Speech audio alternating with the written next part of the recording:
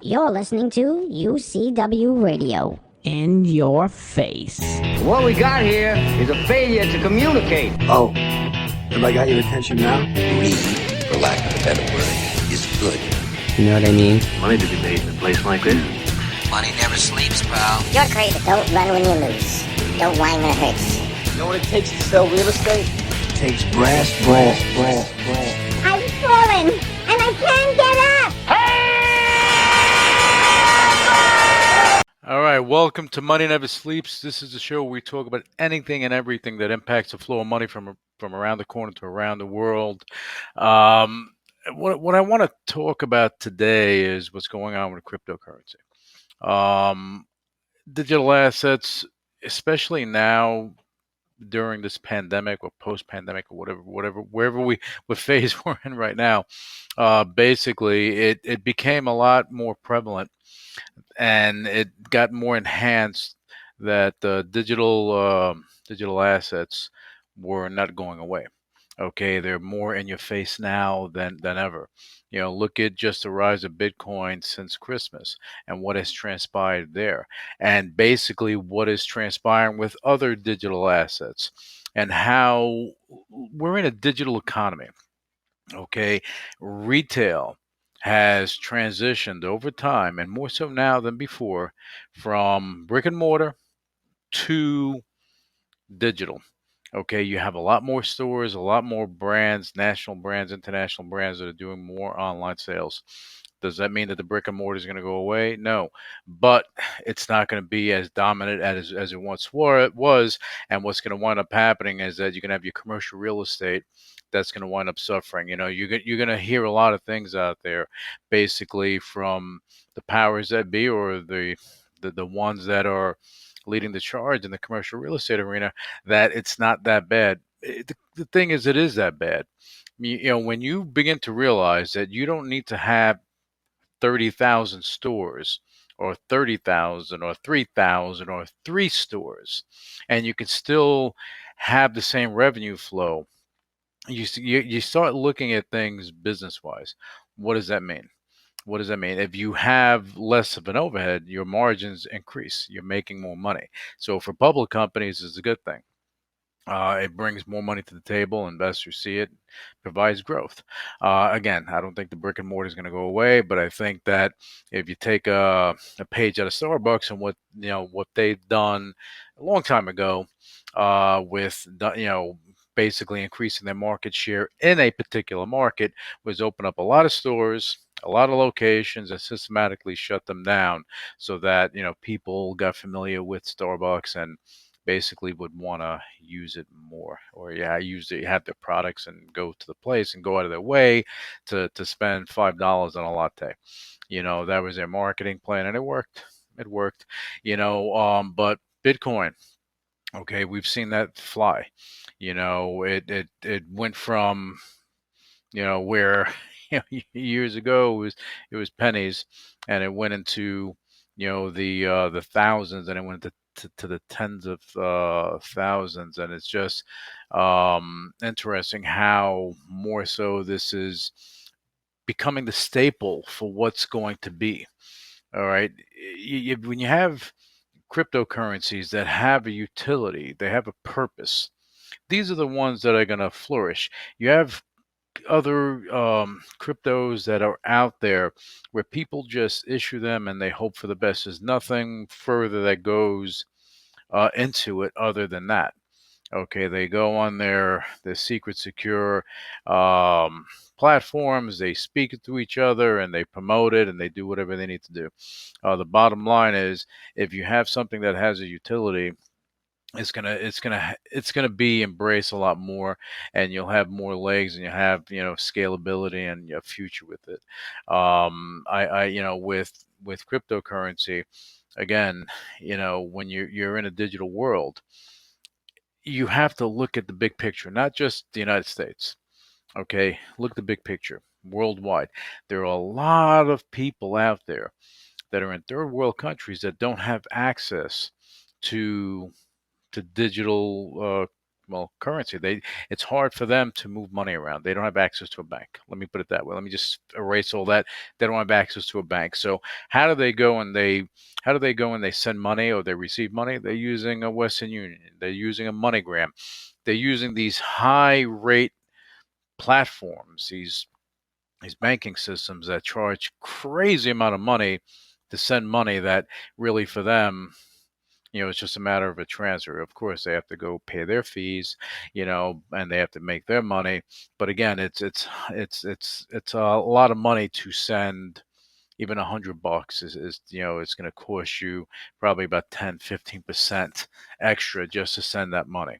So the advent of digital assets makes it easier for people to move money around. I think you're going to see a lot more of this. I think that as 5G rolls out, you're going to have more people that will have access to mobile devices. In some countries, let's say for Africa, and West Africa, a lot of their communication is just through mobile connectivity, and that's it. They don't have access to much more. So, having their phone, that's like their wallet, that's like their lifeline, that's like their computer, that's like everything. So giving them the ability to have a digital asset and be able to do things on a peer-to-peer basis is pretty cool. And it gives them freedom. Okay. If you have access to capital, if you have access to your money on the fly, and it doesn't, you're not paying for the privilege of doing it. Okay. It's a good thing for, you know, countries that don't have ready access to a bank. Not everyone does, and then also opening a bank account could be ridiculous. And then also, what's the minimum that you have to keep there? If you have a digital asset, you can have a dollar there, $1, and you can still, do some sort of trade with it. I think that um, and there's a big thing with Bitcoin is a decentralized system. Everybody knows this. People think that being decentralized is the end all of everything. Give power back to the people. The problem with it is that governments aren't going to bend to that. You cannot have the utility that you want having a decentralized system. Who's watching the store? Where's the utility coming in? How is that working? Centralized systems do serve a purpose, and I think that there's going to be a balance of decentralized and centralized systems out there. As long as the utility is there, it becomes a win. You see a lot of different projects that are going on out there. Some take a little longer to come forward than others. But at the end of the day, if you're doing something for the right reasons, it may take a little longer, but it's well worth it at the end of the day, because you'll have something that can have legs, that can be there, that's scalable, that can be there for the next iteration of whatever. And again, having that mobility and that access to your capital is important. Diversification. You see a lot of, in the world of commodities. Okay, I'm not talking about stocks, commodities. You have, corn, gold, silver, steel. You have all these commodities that are traded. They trade options on it frequently. I mean, daily. It's like ridiculous. They're treating, Bitcoin and other cryptocurrencies as a commodity.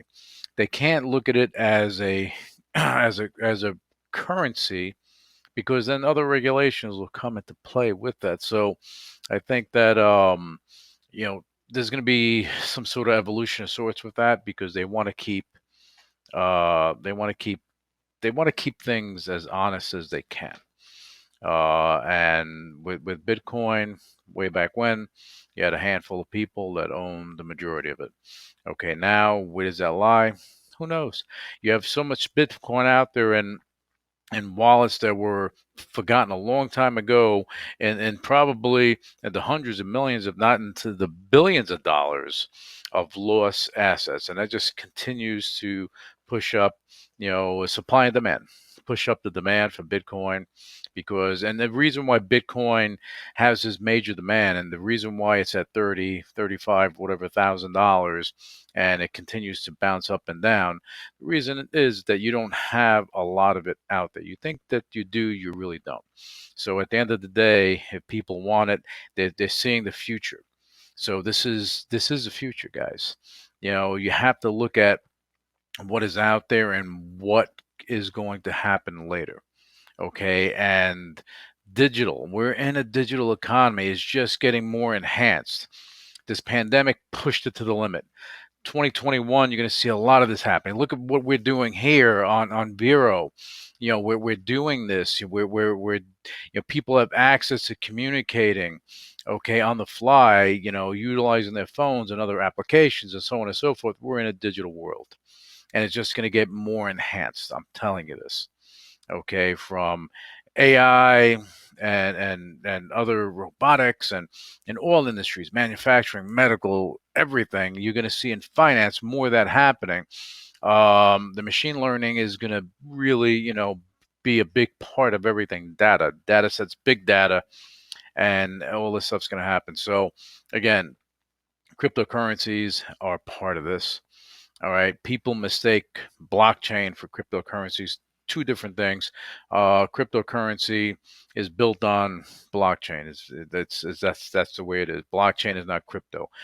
Crypto is built on blockchain. Blockchain can be utilized in a number of ways.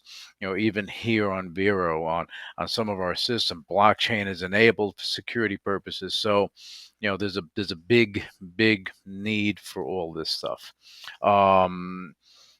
The ease of access to digital assets is what's going to continue to push it. 5G, and as the big companies go out there and they promote, and as Elon Musk is sending rockets into outer space, as Google is trying to get everybody connected, as Facebook is trying to get everybody connected, and everybody's trying to get everybody connected, they're going to make the world a smaller place. People even in the bush will have a mobile phone. They'll be able to stay connected. It won't be utilizing satellite phones, because that's the only way you can communicate with people. The world is changing, people. The world is changing. Be a part of it. If you're involved in any type of digital asset, just make sure it's for you. Just make sure it's for you. Not everyone can stomach the swings, the volatile swings, but if there's a utility, and there's a project there, and there's something that can be greater than what it is, then it's a win. It's a win. But again, just keep in mind with everything you're doing, and even if you're looking at stocks, you're looking at different types of investments and things of that nature. Look at what is in front of you. We're in a digital economy. We're in a digital world. We're just wrapping up. This is just the beginning of it all. This is just the beginning, and it's funny how people think that it's a fad. It's not a fad. They thought the TV was a fad. They thought the people that had that horse and buggies thought the car was a fad. Okay, Rockefeller thought electricity was a fad. And look at us now. Okay, so keep in mind, we're in a digital economy. Look for those opportunities. They're going to come at you, and it's going to be well worth it for you to really look at what the future potential of these opportunities are. Okay, and that's it for this episode of Money Never Sleeps. Thank you for tuning in. And I'm going to be back with you for another episode in the very near future. Right now, I'm just a little busy with things, but I have to try to keep up with this because I enjoy it, and I enjoy sharing my views with those that are listening. All right, you guys enjoy, and thank you very much. Initiating shutdown sequence. You're listening to UCW Radio. In your face. What is your major malfunction? So let it be written. So let it be done. Ladies and gentlemen, my mother thanks you, my father thanks you, my sister thanks you, and I thank you. All opinions expressed by Louis Velazquez on the Money Never Sleeps radio show and its website are solely his opinions and do not reflect the opinions of the UCW radio show or their parent company or affiliates, and may have been previously disseminated by him on television, radio, internet, or another medium. You should not treat any opinion expressed by him as a specific inducement to make a particular investment or follow a particular strategy, but only as an expression of his opinion. His opinions are based upon information he considers to be reliable, but neither the UCW radio show nor its affiliates, parent companies, and or subsidiaries warrant its completeness or accuracy, and it should not be relied upon as such. The UCW radio show, Luis Velazquez, its affiliates, parent companies, and or subsidiaries are not under any obligation to update or correct any information provided on the radio show or on the website. His statements and opinions are subject to change without notice. No part of his compensation from the UCW radio show is related to the specific opinions he expresses. Please read the full disclaimer on MoneyNeverSleepsRadio.com.